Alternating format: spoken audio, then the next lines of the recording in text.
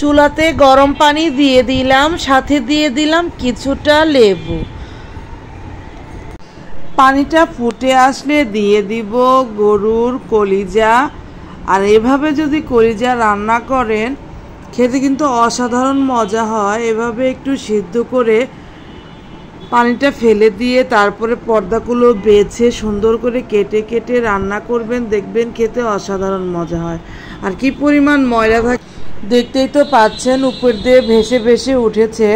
আর এইভাবে যদি কলিজা ভুনা করেন, যারা কখনো কলিজা না খায় তারাও খেতে চাইবে ইনশাল্লাহ।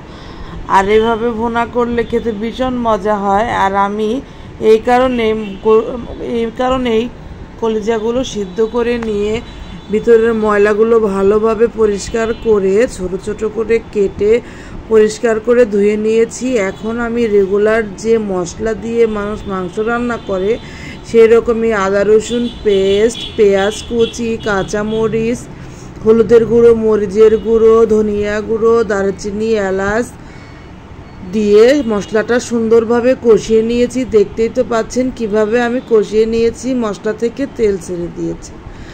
আর এভাবে তেল ছেড়ে দেওয়ার পরেই ধুয়ে পরিষ্কার করে রাখা কলিজাগুলো দিয়ে এত মজা করে কষিয়ে নেবেন, খেতে যা মজা হবে, যে খাবে এবং যাকে খাওয়াবেন সেই আপনার প্রশংসার দুনিয়াতে ভাসাবে।